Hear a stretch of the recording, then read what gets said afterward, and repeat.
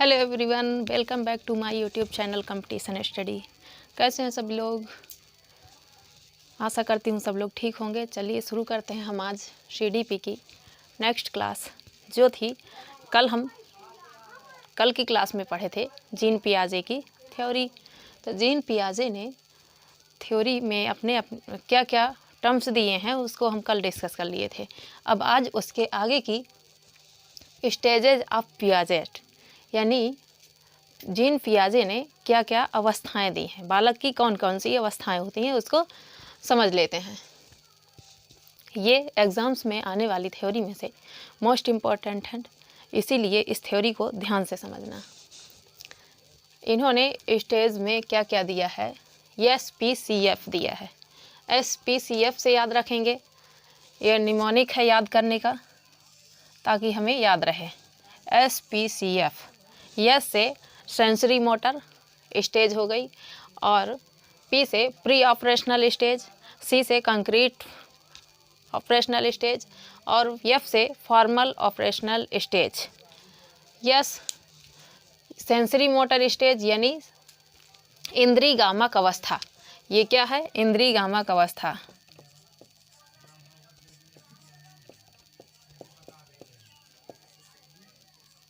इंद्रिय गामक अवस्था, इसको इन्होंने माना है।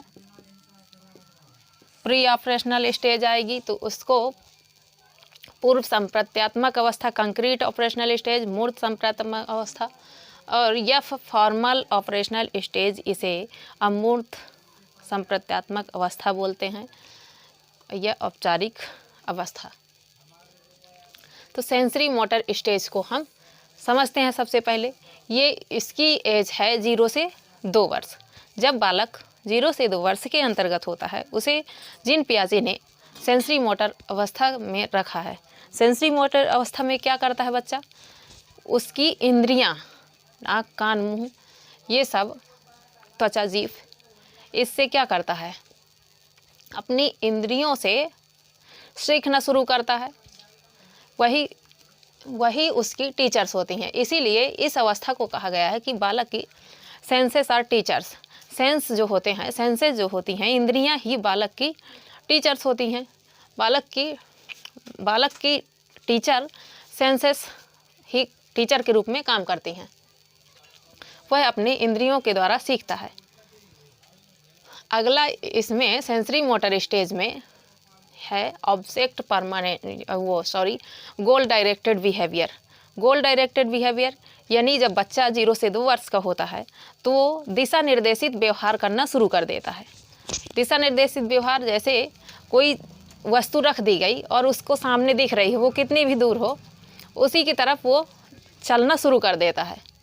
और वो वस्तु हटा देने के बाद आप सोचो कहीं दूसरी जगह रख दी गई, लेकिन फिर वो उसी वस्तु की तरफ भागेगा, उसी को पकड़ने की कोशिश करता रहता है, उसी की तरफ चलना, एक्टिविटी करना शुरू कर देता है। इसीलिए इस अवस्था को गोल डायरेक्टेड बिहेवियर कहा गया है। दिशा निर्देशित व्यवहार करता है बच्चा, सेंसरी मोटर स्टेज है ये। अब अगला है इसमें ऑब्जेक्ट परमानेंस। ऑब्जेक्ट परमानेंस यानी कि जब बच्चा 0 से 2 वर्ष में होता है उसको वस्तु स्थायित्व आना शुरू हो जाता है। उसके सामने की कोई, मान लीजिए ये पेन है, उसने देख लिया कि हाँ है, फिर उसको छिपा दो तो ये नहीं मान लेगा कि पेन है नहीं। वो उसके लिए रोना शुरू करेगा, कोशिश करेगा उसे प्राप्त करने के लिए। उसे इतना समझ में आ जाता है कि नहीं यहीं था तो यहीं है, अभी मिल जाएगा, मैं रोऊंगा तो मिलेगा। इसलिए उसको ऑब्जेक्ट परमानेंस शुरू हो जाती है आना, यानी कि out of the sight out of the box काम नहीं रह जाता है। वो समझ लेता है कि नहीं यह चीज़ है मेरे पास, हटा दो, तो ये नहीं कि चीज़ हट गई तो हट गई। नज़रों से दूर हुई तो उसको समझ ले कि नहीं अब नहीं है, वो पूरा प्रयास करेगा उसको लेने के लिए। अब अगला है इसमें इमिटेशन, यानी कि अनुकरण। इसमें क्या करता है बच्चा? अनुकरण में बच्चा देख देख के किसी दूसरे के कार्य को देखेगा, फिर वो अपने सामने कुछ समय बाद उसी को दोहराना शुरू करता है। यानी कि वो क्या करता है? डिफर्ड इमिटेशन करता है। इसमें विलंबित व्यवहार शुरू करता है। Deferred imitation. विलंबित व्यवहार, विलंबित व्यवहार इट मीन्स कि यदि कोई मान लीजिए बच्चा देख रहा है, अपने पापा को देख रहा है कि शूज में पॉलिश हो रही है, कुछ समय बाद, उस समय तो वो बढ़िया देखेगा, लेकिन अब जब नज़रों के सामने कुछ समय बाद वो पाता है तो क्या करेगा, लेके पॉलिश करना शुरू, समझ जाएगा कि पापा इस तरह कर रहे थे, मुझे भी करना है, उसे बने या ना बने लेकिन उसको अनुकरण करना है। तो ये सेंसरी मोटर अवस्था में डिफर्ड इमिटेशन बालक करना शुरू कर देता है। वहीं जैसे कि अपनी मम्मी को देख रहा है कि लिपस्टिक लगाना और मेकअप सेकअप सब मेकअप करना, फिर जब कुछ देर बाद अगर वही मेकअप की चीज़ें बालक पा जाता है तो क्या करेगा, वो भी बढ़िया पोत पात के फिट बैठेगा, यानी इमिटेशन करना शुरू कर देता है। बस ये नहीं कि मौके में नहीं करेगा, कुछ देर बाद उसको करना है वही चीज़ें, बने चाहे ना बने इससे मतलब नहीं, लेकिन वो कोशिश करता है, इमिटेशन करना ही करना है उसको। ये सेंसरी मोटर, क्योंकि उसकी सेंसेस ही काम कर रही है इस एज में। अब अगला है इसमें प्री ऑपरेशनल स्टेज पढ़ लेते हैं।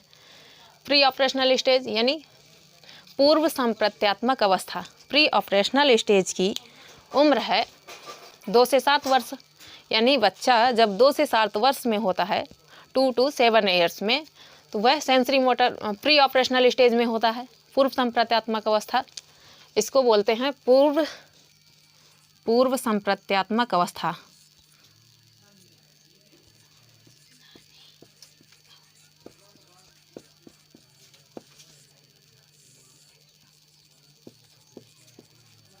पूर्व संप्रत्यात्मक अवस्था, प्री ऑपरेशनल स्टेज। तो इसमें क्या करता है बच्चा, इसको समझ लेते हैं कि इसके क्या क्या लक्षण है, इस एज में बालक क्या करना शुरू कर देता है, क्या सीखता है। तो प्री स्कूल एज, इस उम्र को क्या बोला गया है कि प्री स्कूल एज है, स्कूल जाने से पहले की अवस्था है ये। इसमें इस प्री ऑपरेशनल स्टेज को प्री स्कूल एज भी कहा गया है। और अगला है एनिमिज्म। एनिमिज्म मीन्स कि बच्चे में सजीववाद आ जाता है। सजीववाद, बच्चा या गिर गया है, मान लीजिए वो रोना शुरू कर दिया, उसको टेबल लग रही है, गिरा, कुछ लग गई, धरती ही लग गई उसको, तो उस धरती में एक थप्पड़ लगा दो और कह दो मेरे बच्चे को मार दिया क्या, लग गया, तो फिर वो खुश हो जाएगा कि नहीं इसको चोट लग गई। टेबल लग गया, टेबल में एक हाथ लगाओ, वो खुश हो जाएगा कि नहीं इसको भी चोट लग गई। यानी वो ये नहीं समझ पाता निर्जीव और सजीव में डिफरेंट नहीं कर पाता है। वो ये समझता है कि मुझे चोट लगी है तो इसको भी चोट लग गई। ये ना समझेगा कि टेबल में तो जीव ही नहीं है, उसको कहाँ लगेगी। उसे संतुष्टि हो जाती है कि नहीं इसको भी पिटाई लग गई, मम्मी ने पीट दिया, तो वो खुश हो जाएगा, रोना बंद कर देगा तुरंत। तो ये एनिमिज्म होता है उसमें। और इसी में पूर्व संप्रत्यात्मक अवस्था में होती है इरिवर्सिबल थिंकिंग, यानी कि इरिवर्सिबल थिंकिंग उसमें आ जाती है। वो सोचने लगता है कैसे, मान लीजिए बालक को बताया जा रहा है कि 2 दूनी 4 होता है, या तो ऐसे 2 चौके 8। अब वो इसमें इरिवर्सिबल थिंकिंग लगाएगा कि अगर ऐसा है तो इसको मैं 4 दूनी कर दूं तब भी 8 होगा। इरिवर्सिबल थिंकिंग इस तरह उसमें आ जाती है। यानी कि इस तरह समझिए, जैसे कोई बॉटल है आधा किलो की है, और वहीं कोई बॉटल पतली है और आधा किलो की है लेकिन साइज़ में बड़ी है, तो वो वाटर भरा है, उसमें 100 ग्राम वाटर है, मोटी वाली बॉटल में इतने से आ रहा है, वहीं पतली बॉटल में कुछ ऊपर तक चला जा रहा है। लेकिन वो समझ जाएगा कि नहीं वो वाटर इतना ही है, ज़्यादा कम नहीं है। यानी इरिवर्सिबल थिंकिंग उसमें आ चुकी होती है। वो समझ जाता है कि यहाँ से ये चीज़ पलटी गई है लेकिन उसकी क्वांटिटी उतनी ही है, ज़्यादा या कम नहीं है। तो इरिवर्सिबल थिंकिंग इसमें आ जाती है उसे पूर्व संप्रत्यात्मक अवस्था में। अब अगला है सेंट्रेशन। अब सेंट्रेशन को समझ लेते हैं। सेंट्रेशन में क्या करता है बच्चा, उसको यही परिवर्तन आने लगते हैं उस सेंट्रेशन में, यानी ध्यान केंद्रित करता है किसी चीज़ में। वो ईगोसेंट्रिज्म होता है, अपने आप को सब कुछ समझता है, ये समझता है कि अब मेरे सिवाय यहाँ कुछ नहीं है, मैं हूँ सब कुछ।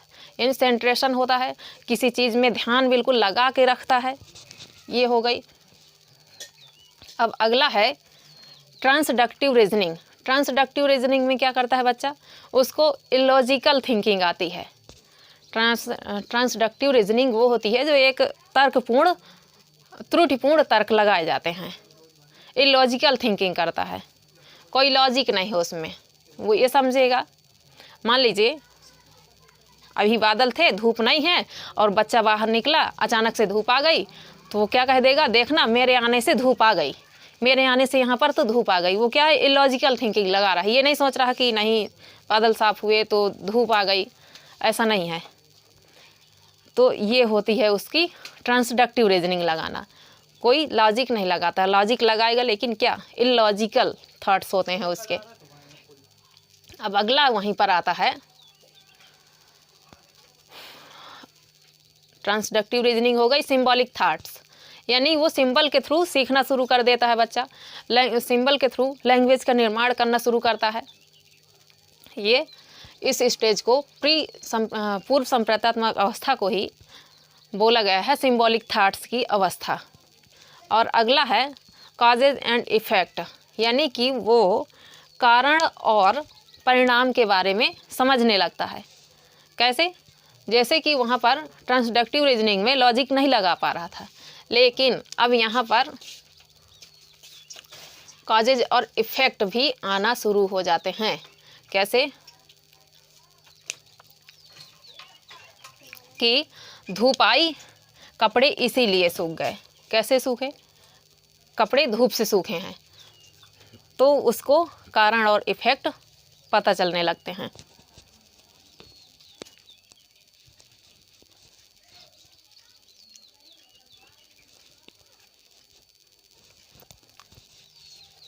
अब ये हम इसको समझ लेते हैं। प्री ऑपरेशनल स्टेज को दो भागों में बांटा गया है, पूर्व संप्रेत्यात्मक अवस्था को।